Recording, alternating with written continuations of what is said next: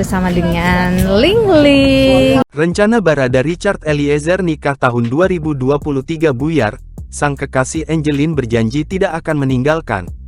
Sang kekasih Angelin Kristanto menyatakan sudah berjanji tidak akan meninggalkan Richard Eliezer Pudihang Lumiu alias Barada E.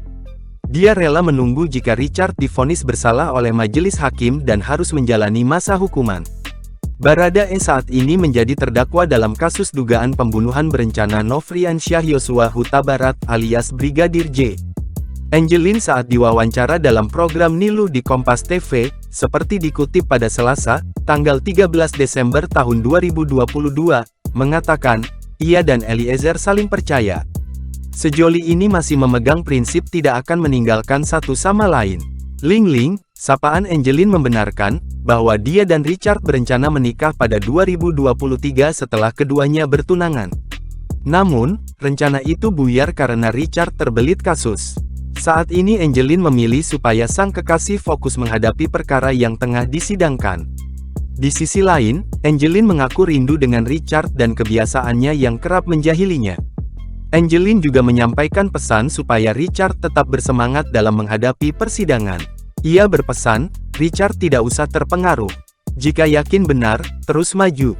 Angelin menyatakan rela rencana pernikahannya dengan Richard tertunda akibat sang kekasih saat ini menjadi salah satu terdakwa yang menjalani persidangan. Untuk rencana yang tertunda, ia tidak terlalu mempersoalkan.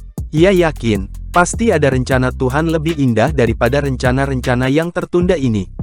Ling Ling menyatakan dia rela menunggu jika Richard divonis bersalah oleh majelis hakim dan harus menjalani masa hukuman. Ia menilai Richard saat ini sudah lebih terbuka ketimbang saat awal perkara itu terbongkar. Menurut dia hal itu ditandai dengan Richard yang kerap terlihat tersenyum saat persidangan. Selain itu, Angelin juga meyakini Eliezer sudah berkata jujur buat mengungkap kasus itu. Saat ini Richard adalah satu-satunya terdakwa dalam kasus itu yang berstatus justice kolaborator. Dia dianggap membuka tabir perkara itu hingga akhirnya terungkap dan diajukan ke persidangan. Akan tetapi, sejumlah pakar hukum pidana berbeda pendapat terkait apakah Eliezer tetap harus dihukum atau dibebaskan.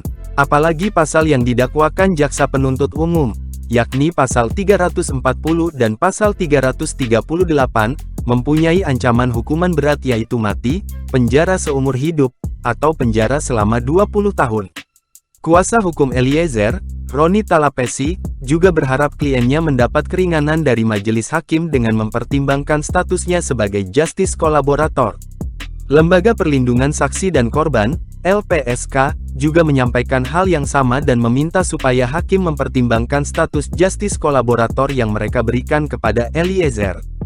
Dalam dakwaan jaksa penuntut umum disebutkan Richard Eliezer menembak Yosua atas perintah Verdi Sambo yang saat kejadian menjabat Kepala Divisi, Kadif Propam Polri. Peristiwa pembunuhan Yosua disebut terjadi setelah cerita Putri Chandrawati yang mengaku dilecehkan Yosua di Magelang. Kemudian, Verdi Sambo marah dan merencanakan pembunuhan terhadap Yosua yang melibatkan Richard Eliezer, Ricky Rizal, dan Kuat Ma'ruf. Akhirnya, Brigadir J tewas di rumah dinas Sambo di Kompleks Polri, Duren 3, Jakarta Selatan pada tanggal 8 Juli tahun 2022.